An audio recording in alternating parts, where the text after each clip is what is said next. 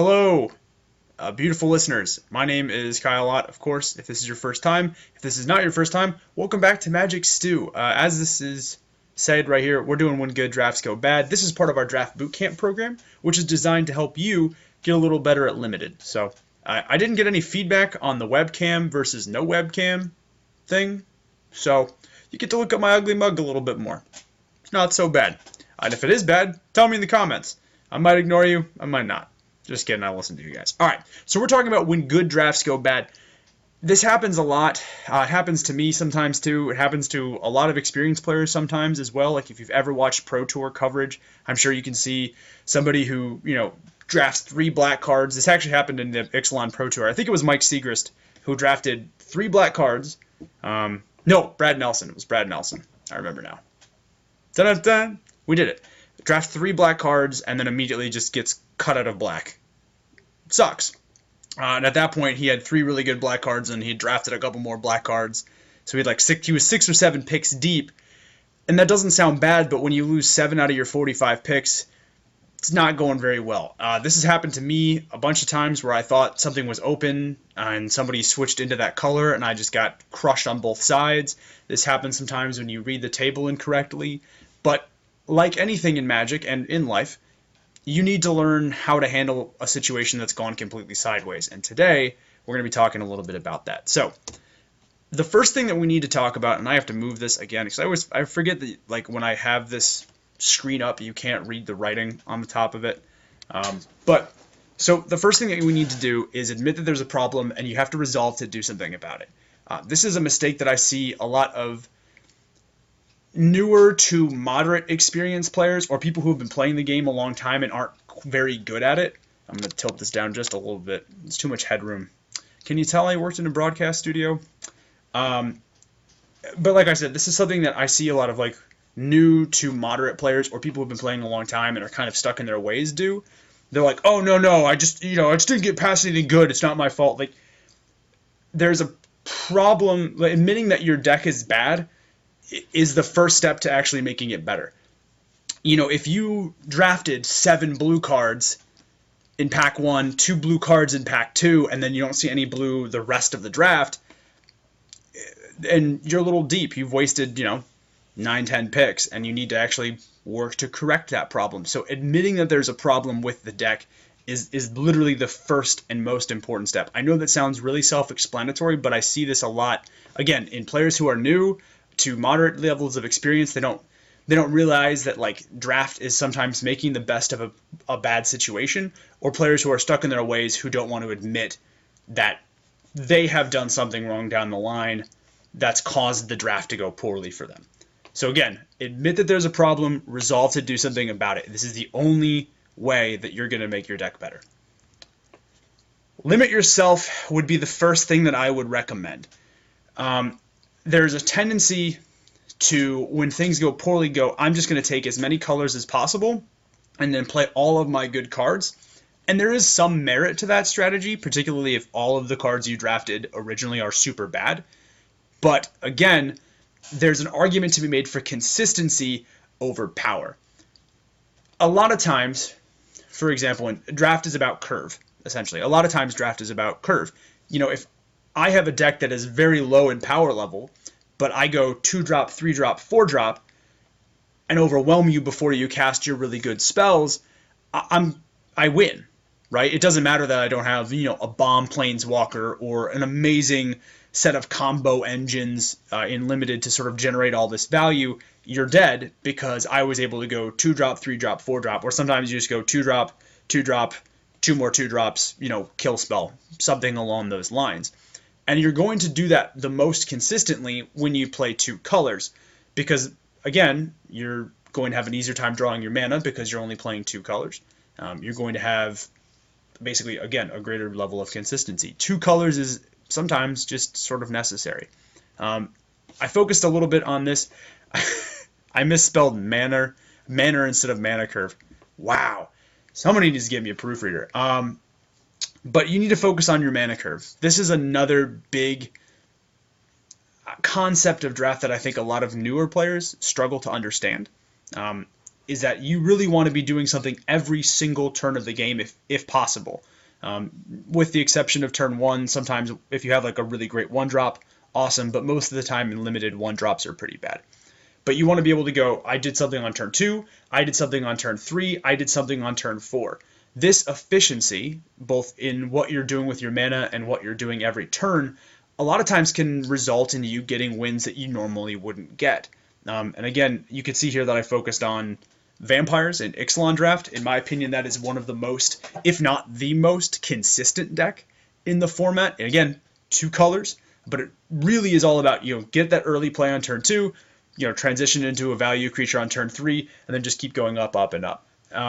Mana curve is really, really important. Or mana curve, if you want to be kind and polite to your opponents. But again, that can be hugely beneficial to you if you want to salvage a bad draft.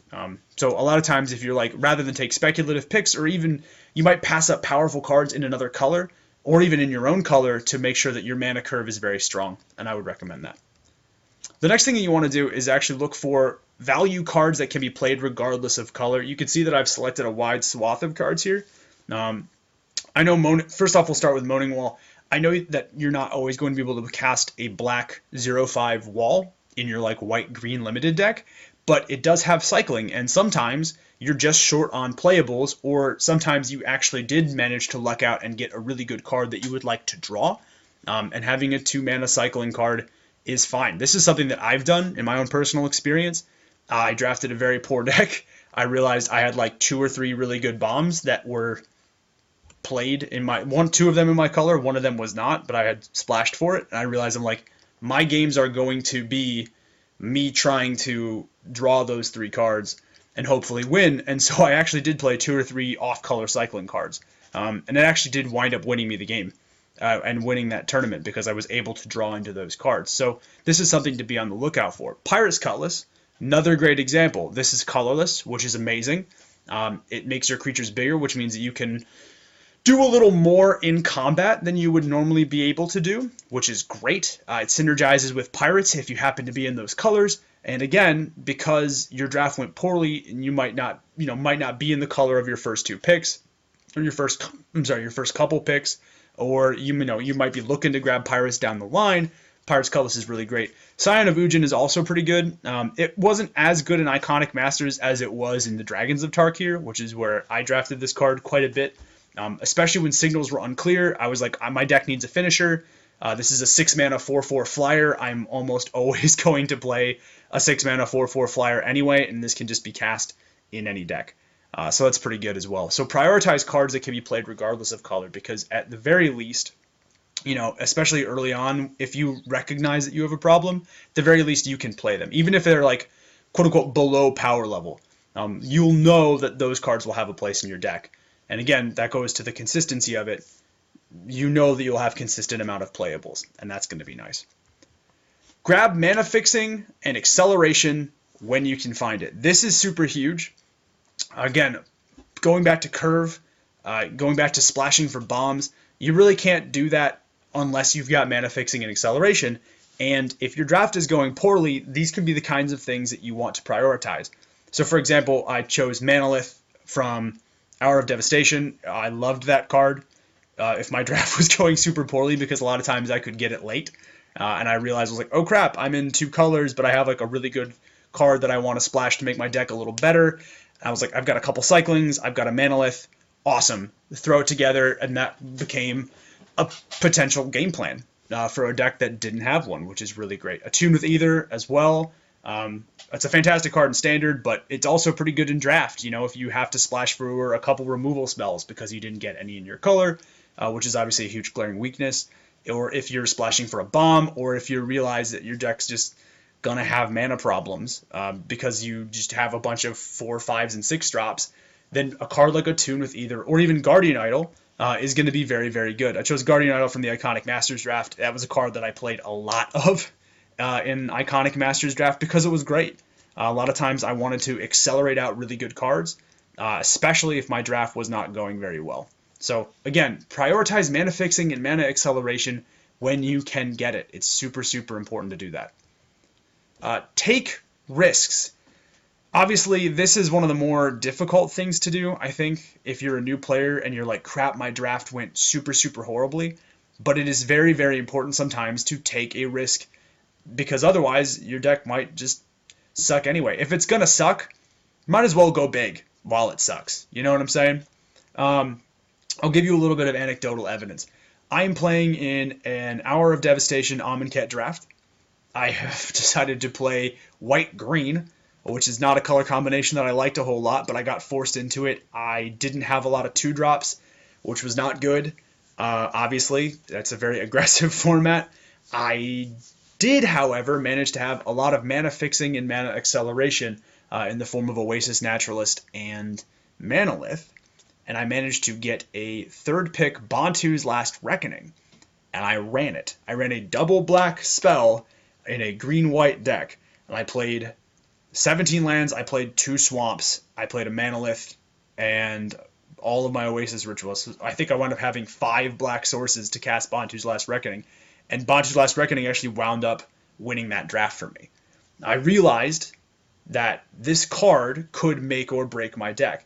There were a lot of games, and I'm not going to lie to you, there were a lot of games where that card was stranded in my hand, or by the time that I actually could play it and it was effective, it would have hurt me more than my opponents.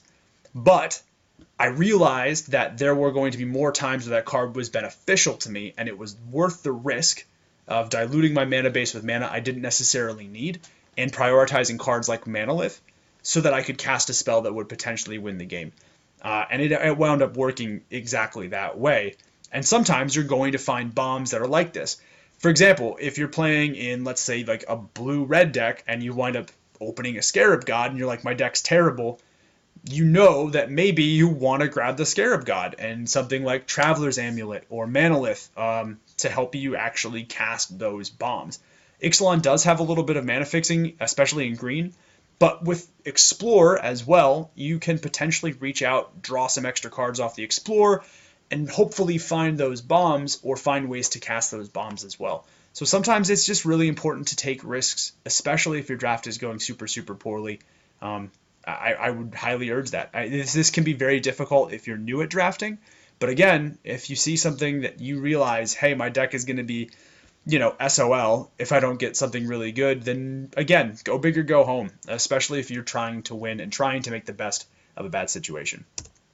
Finally, we're talking about going big or going home. Obviously, really the best way to do it is to go big with big creatures. I wrote an article for legitmtg.com a while ago talking about this. This was before we had a dinosaur-themed set, period. But I was like, there are big creatures called dinos. That just was always what we addressed them as limited grinders. We're like, oh yeah, big, like a 6-mana 6/6, that's a dinosaur. And sometimes your opponent, who might be trying to do cute stuff, can't handle the beef.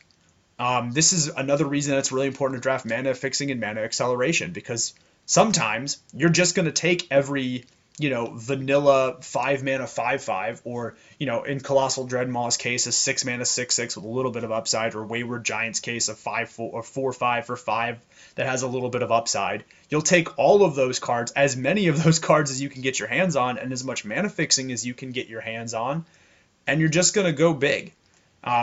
Sometimes you're just going to get blown out by faster decks, but other times, the people that are trying to do really cute stuff, like combos and trying to build engines and trying to do interesting and compelling things, the things that most of us as limited players would like to do, you will overwhelm them. You will kill them with your big, giant, dumb creatures.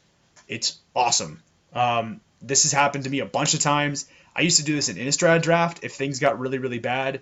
Especially like if you were drafting with the green-white aggressive deck, I would grab every single 1-mana Avacyn's Pilgrim. It was the 1-mana Mana Dork, and every single 6-mana 6/6 that I could find, and I would just play them. And was it good? No, heck no.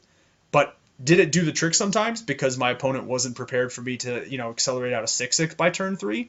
Yes, absolutely. If you play a 6/6 by turn 3, your opponent suddenly has to answer that card or die in a lot of cases, and it's really important to do that.